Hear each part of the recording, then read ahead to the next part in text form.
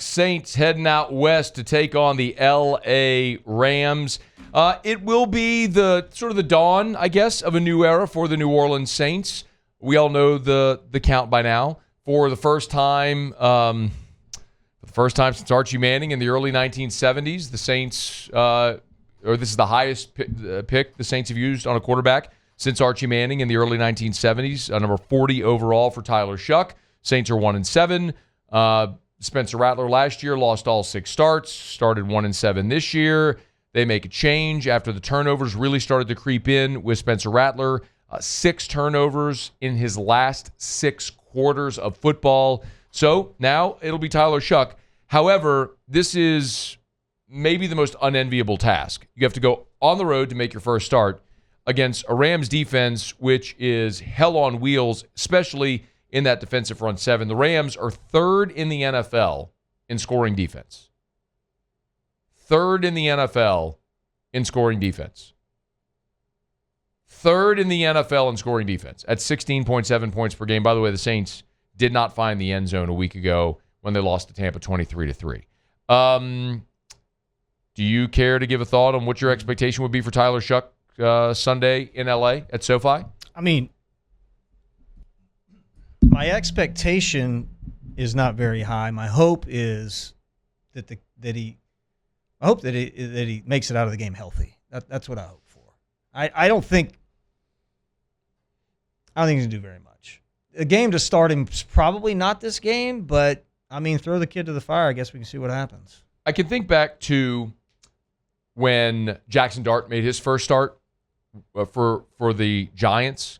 He started at home in a game against the Chargers, and the Chargers had a very hot start to the season, so that was one of those where, and then they were coming to the Saints the next week, and a lot of people thought, why not just wait, instead of starting against the Chargers, really difficult game, wait and start them against the Saints, maybe more manageable. Of course, they beat the Chargers, lost to the Saints. So I guess my point is in the NFL, it's hard to time your jump, man. Everybody's a pro, everybody's good, and this will be pretty telling. I hate that you're not going to have Eric McCoy. He's out for the season, and your rookie tackles, or I guess your rookie left tackle and second-year right tackle, are going to be challenged. I mean, you got Jared Verse, you've got Byron Young. This team is 2nd in the NFL in sacks with 26. They have a relentless pass rush, and the Saints are not very good at protecting the passer. And I wonder if this is a game, though, where Spencer Rattler's mobility might have actually served him better.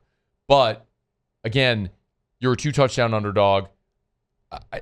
I can't in good consciousness pick the Saints to win this football game. I could look up and down this matchup, and I don't know that there's anything I like. Los Angeles is coming off their bye as well, so they're healthy, they're rested, they're playing well. They're 5-2 on the season. The Saints are 1-7, starting a rookie quarterback for the first time with a backup center against arguably the best pass rush in the NFL. So I don't know where I would look at this as any advantage New Orleans has.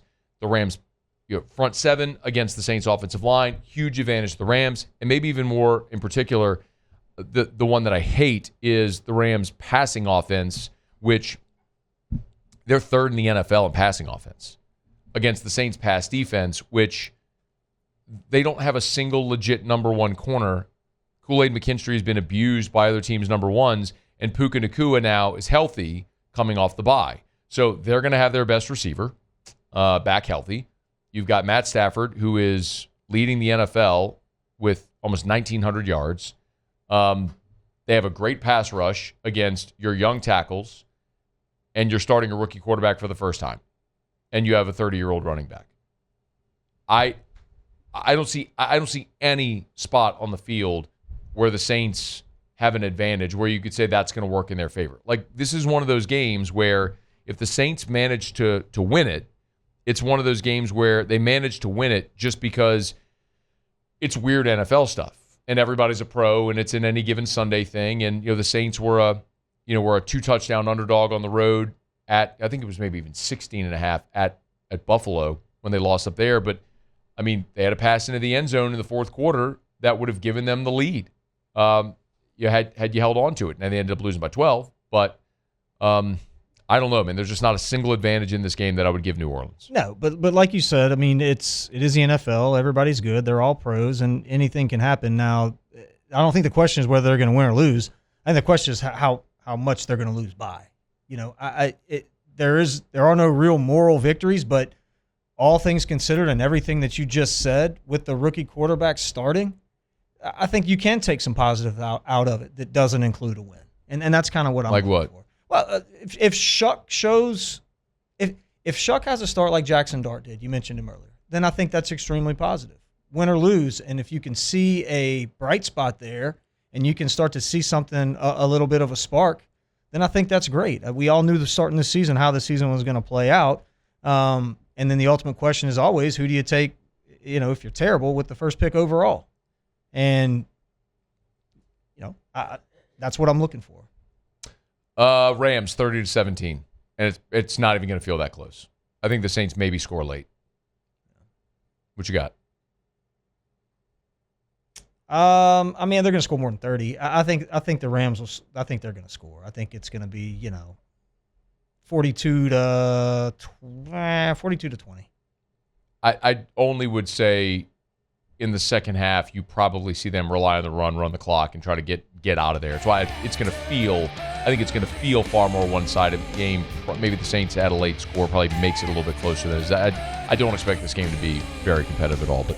We thought the same when they went up to Buffalo, and they're right in it through 3.5 quarters. So see how it goes Sunday with the Saints at the Rams. But I think the Saints do fall to 1-8. Hey, thanks so much for watching. Please leave your comments. I love to interact, and be sure to hit the red subscribe button below.